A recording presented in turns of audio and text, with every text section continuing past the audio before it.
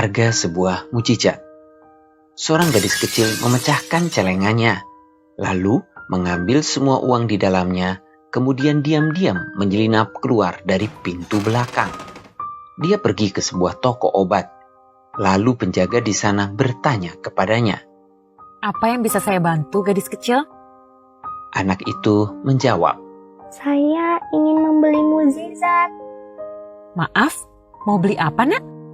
Mukjizat, saya perlu mukjizat. Adik saya sakit parah dan ayah berkata hanya mukjizat yang dapat menyembuhkannya sekarang. Jadi, saya ingin mendapatkan mukjizat untuknya. Berapakah harga sebuah mukjizat? Penjaga toko terkejut dan dengan lembut menjawab, Maaf, Nak. Kami tidak menjual mukjizat di sini.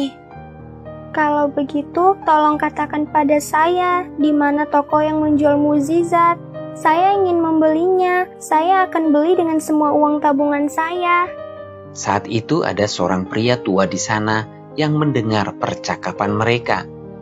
Pria tua itu bertanya kepada anak tersebut, Nak, kalau boleh tahu, mukjizat seperti apa yang dibutuhkan adikmu? Gadis kecil itu menatap si pria tua dengan pandangan polos dan sedih. Saya tidak tahu, Pak. Saya hanya tahu setiap hari adik saya kesakitan. Ada sesuatu yang sangat buruk dan jahat di dalam kepalanya. Ayah sudah berusaha keras untuk menyembuhkannya, tapi adik tidak kunjung sembuh. Dokter bilang dia harus dioperasi, tapi kami tidak punya uang untuk membayar biayanya. Jadi ayah bilang hanya mukjizatlah yang dapat menyelamatkannya. Sekarang saya ingin membeli mukjizat itu dengan semua uang tabungan yang saya miliki ini. Oh, berapa banyak uang yang kamu miliki, Nak?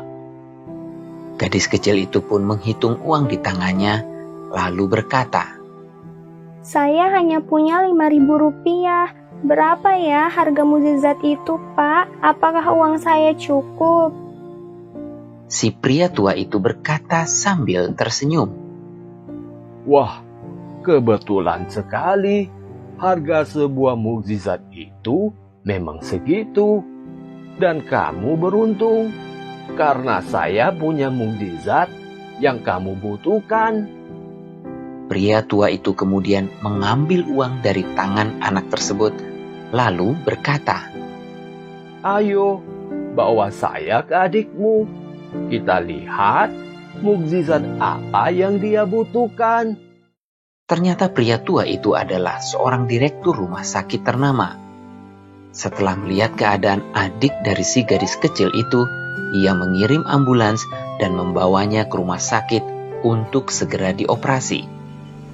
Operasi itu pun berjalan lancar, dan keadaan si adik membaik dengan cepat, sehingga ia diizinkan pulang setelah seminggu.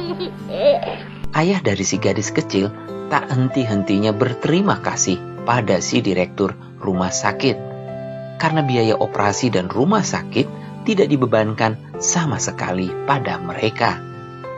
Namun, direktur rumah sakit itu hanya tersenyum dan berkata, Jangan khawatir, Pak.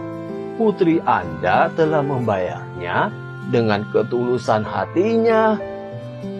Si ayah yang penasaran pun bertanya pada putrinya apa yang telah ia lakukan.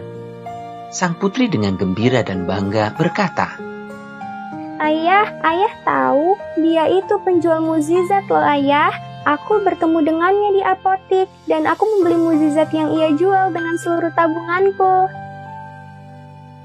Tuhan itu ada dan selalu berada di samping kita. Saat kita membutuhkan pertolongannya, Tuhan akan memberikannya melalui orang-orang di sekitar kita dan melalui cara-caranya yang tidak terduga.